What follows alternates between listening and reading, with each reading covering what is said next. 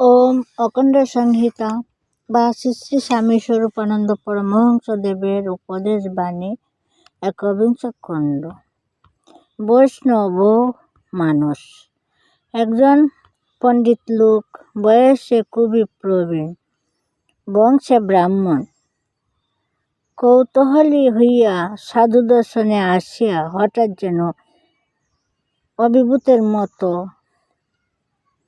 কথা বলিতে বলিলেন, আপনাকে দর্শনে পূর্ণ, আপনাকে স্মরণেও পূর্ণ।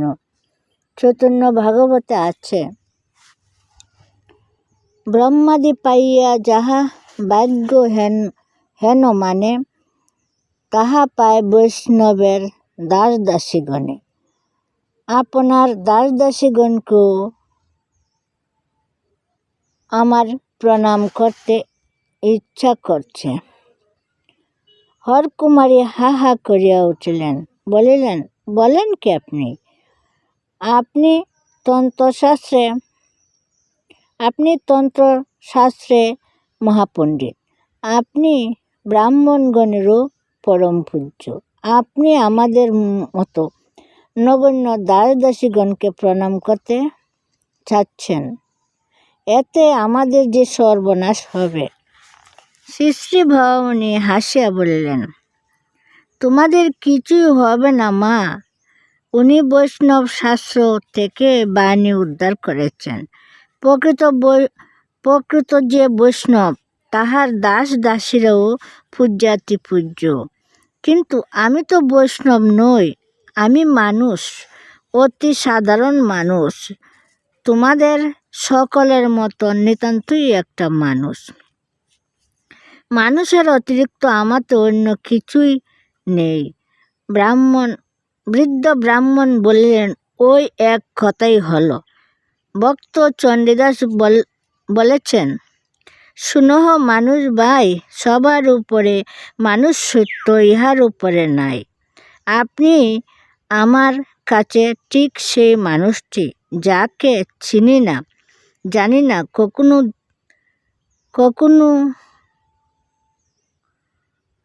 দেখিনি, কখনো যার নাম শুনিনি। হঠাৎ তাকে দেখে আমার মনে হলো আমি যেন জীবনের শ্রেষ্ঠ দেখা আজ দেখলাম। তাই আপনাকে বৈষ্ণব বলে অভিনন্দন করছি। ঠিক আপনি বলছেন আপনি শুধু মানুষ, আমি সেই শুদ্ধ মানুষটিকেই জানাচ্ছি অন্তরের ভক্তি, জানাচ্ছি অভিনন্দন। শ্রী শ্রী ভবানী বলিলেন, সেই মানুষটি আপনার ভিতরেও বিরাজ করেন, তাকেই আপনি শিব আর শক্তি এই দুইটি রূপে বিভক্ত করে নিয়ে নিরন্তর ধ্যান করেন। তাই আমি আপনাকে জানাচ্ছি আমার অকুণ্ঠ প্রণাম। চতুর্দিকে উঠিল তুমুল হরিধ্বনি, দুইজনের হইল আলিঙ্গনাবদ্ধ। দুর্ভাগ্যের বিষয়, সেই পুণ্যবান বৃদ্ধের নামটি টুকিয়া রাখা হয় নাই। অদ্য এই বাড়িতে বিরাট এক মহোৎসব হইল, সুতরাং শ্রী শ্রী ভবানীর আনন্দ সহকারে উৎসব দর্শন ব্যতীত অন্য কিছু করিবার রহিল না। গ্রামে গ্রামে জাতি নিয়ে কিছু মন কষাকষি ছিল, আপনা আপনি সেসব জাদুমন্ত্রে দূর হইয়া গেল। রাত্রিতে শ্রী শ্রী ভবানী অনেকগুলি পত্র লিখিলেন, একটা মাত্র পত্রের অনুলিপি রক্ষিত আছে।